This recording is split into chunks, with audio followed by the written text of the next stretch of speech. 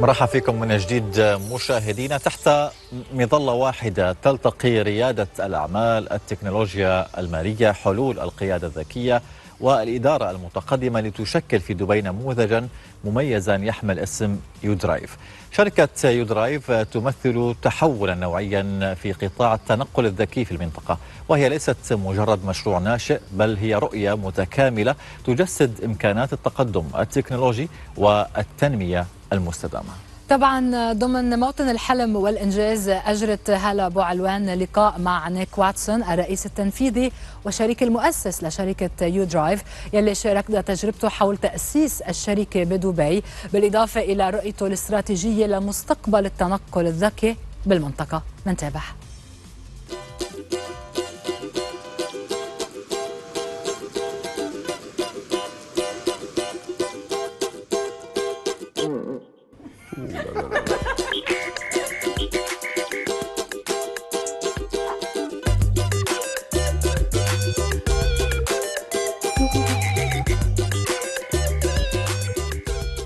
بيسعدنا أن يكون معنا اليوم الشريك المؤسس والرئيس التنفيذي لشركة UDrive السيد واتسون. Good morning, Nick. Great to have you here. Hala, thank you for having me on the show. Thank you for being with us. UDrive. Yes. I think the name says a lot. But if you can tell us what is UDrive and why did you decide to launch it back in 2017, I think you were mentioning, in the UAE. So UDrive is, let's say, the largest vehicle sharing company in the Middle East, and we basically let anybody who has a driver's license rent a car anywhere on the street, drive it anywhere, and drop it anywhere. Yes. So and without any human involvement. That's really what UDrive does today. We selected Dubai because, let's be realistic, it's Dubai. Yes. It has more nationalities than any other country I've ever lived in or been to. And if you ever want to test a product and you want to find a product market fit, there is no other place that can really test your business model, test your technology, test your resilience and grit in a market. That changes quite a lot. Yeah, and Nick, the industry you've chosen, like tech-driven mobility, it needs lots of scaling, and it's not easy at all. At all. Correct. So what approach do you use to scale, like month over month, year over year, this industry you're in? See, building a company from scratch and then making it work and then getting it to make money and then getting it to make positive cash flow or getting it to actually be scalable are the first parts of entrepreneurship, and these are really, really hard to achieve. You need a lot of energy, a lot of passion, a lot of enthusiasm. You need to realize that no is not a necessary no, especially if it comes from a customer or from an investor. And you have to be ready to do whatever it takes to make sure that you succeed. So obviously there are ethical boundaries, but in the end, if you're in a place like Dubai where you have lots of people, you have lots of mobility, there isn't anything more important than creating a product that customers want, not something that you think they want and then nobody wants it. So we build a business that is designed to provide mobility to those people who don't have access to easy mobility. And that is predominantly your middle to lower income audience. Exactly. So that's who our audience is. Yeah. And you chose, actually, you took the risk when you decided on having UDrive, and you chose one of those industries which is one of the fastest evolving, I think, environments you've put yourself into. Correct. Right? And I think this environment can be affected with lots of challenges.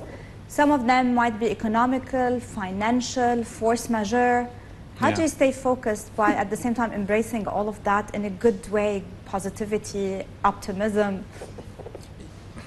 You have to have a personality type that's willing to accept challenges, because everything in life is based around challenges. I think if every human got whatever they wanted all the time, we'd collapse as society. You need to be challenged. I think being challenged gives you something to fight for and gives you something to look forward to having a solution for or succeeding in.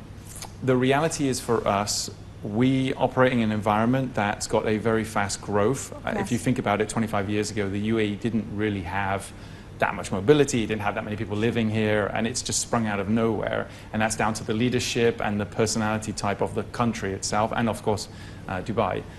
creating a company here during growth periods, you're always going to have companies that succeed just because they're in the growth phase and they're in the right place at the right time. Then there are challenges that come, such as COVID, or economic collapse globally, such as the last 2 years with fundraising. Yeah, and your business is based on physical interaction. Yeah, and people were hiding at homes. We have a very, very easy business. When the consumer looks at it, they go, oh, it's a car I can book on an app. But the reality is behind there, you've got thousands of cars on the street. You've got cars talking to computers, computers talking to servers, servers talking to your phone, and you've got to make all that work. And then the customer just needs to go, boop, and it's open within 3 seconds. Yes. What goes on behind the scenes is, very interesting. It's like Amazon. You order a good on Amazon, it shows up 6 hours later. You're like, wow, that's amazing. The poor guys behind the scenes running around trying to make that work. So the blend of physical, because we're all physical as beings, and the digital world combining requires a lot of challenger mindset to change it and make the customer experience really successful for the customer. Absolutely. So challenges every day. Yeah, well, we have daily challenges. That includes managing your employees, managing your customer base, making sure the customer base is happy, making sure the product is really good. But the biggest thing is dealing with external actions that come against you. Call it force majeure, call it whatever you want. We had COVID in 2020. That basically killed us overnight for 3 months. But we came back alive, and guess what? The biggest customer base are residents. So we were very fortunate that while there was no tourism for another 6 to 12 months, our customer base came back straight away. So the business had some natural resiliency because it was a focus on the local population. And that's who we're targeting. So yeah, you need to work hard. And I think another challenge you might be facing is global pressures or visions, like countries now are thinking the way of life is sustainability, is green cities, are smart cities, and you need to keep up with global visions and local visions and all of that. Another challenge in a way, how do you keep up with all these things within your strategies, implementation, where you're heading in terms of that? So we start with a very, very simple method. Our tagline is UDrive, we take care of the rest. So that means that every responsibility that you'd have when you're driving the car is ours. So the fuel, the car condition, the cleanliness, this is all on us. Your job is just to drive it. But that's just because the regulations and the technology require a steering wheel. Now, within the next 15 to 20 years, people probably won't be driving, whether it comes to public transport, having a human driving a train or a bus or something like that, and to consumer transport where you're driving your own car. Right now, technology is coming where it will drive itself. Or it will need you to sit in the driver's seat still, but it's driving itself. But in 15 to 20 years, the governments in the region, they cannot go and create the infrastructure that London has, which they built over 150 years. So countries need to now adapt mobility in a way which is dynamic, it's on demand, it's driven by humans, it's driven by semi-human and then no human. And so for UDrive, whether you rent the car by the day, whether it has a steering wheel or it has no steering wheel, you're still renting and borrowing something.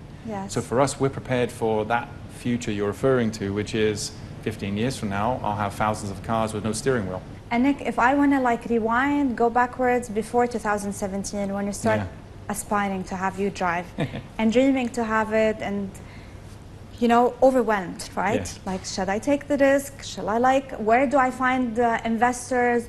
Will it work? Will it not work? Maybe, something happens. All of these, voices we have, whether in our head or people around us. Some people encourage us. Some people like, why are you going there? Just go for employment. Just do it the easy way. I'm sure many people watching us are in this state back before 2017, in your state. And hearing this, they will know there are lots of challenges. Yes, they are. And this is what entrepreneurship is about. What's your advice to those people? If you don't try, you'll never know. I like that. And the worst that can ever happen is you fail. I mean, obviously to failure, there's psychological impact. Can you handle it? There might be some financial impact to your idea, but ideas are very cheap. Anybody can come up with them. Execution is everything. And the reality is you can't ever be tested unless you try to execute something. As an entrepreneur, I think one of the key things to creating a great idea and then creating a great company is surround yourself with the right people. Yes. People to help you challenge your ideas, choose the right ideas, and then execute. And execution is key anyway. So this is a critical phase. This is the most Exactly. important phase where you want to make sure that the people supporting you are there for you during the tough times, and they're also there with you during the good times. Because the reality is, there are a lot of glory supporters out there, Sure. and they will support you when it's good, but when it gets tough, they're the first ones to flee, or they're the first ones to say, nah, you should stop, you should stop. The reality is, most entrepreneurs, they quit because they're not surrounded by the right people. It's no different than actually, anything this else. made me think of something. If you execute and everything is going well, and suddenly you had hurdles, were you just like challenges? And Yes. were there moments you faced where you said, I wished I didn't do UDrive, or moments where you said, I'm glad I did Look, UDrive? let's be realistic. Whenever anything bad happens, Yeah.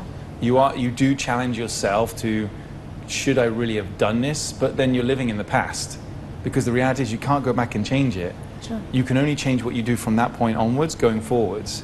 So if you can't change the past and you're in the current moment, you only have a choice. You either deal with what you've got or you walk away. But if you've invested so much energy into something and you believe in it and it's working, you just need to overcome that problem. And most problems aren't that bad.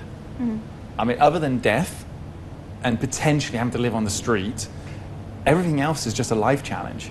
And it's all about your resilience, your ability to recognize the problem, chop it up into small little pieces, and then Yes. take on every single little problem. And this is what life is all about, whether it's in your personal life, financial life, business life. It's all about breaking up the problem into small pieces. Nick Watson, thank you so much for being with us today. Hala, thank you for having me on the show. Thank you. Thank you.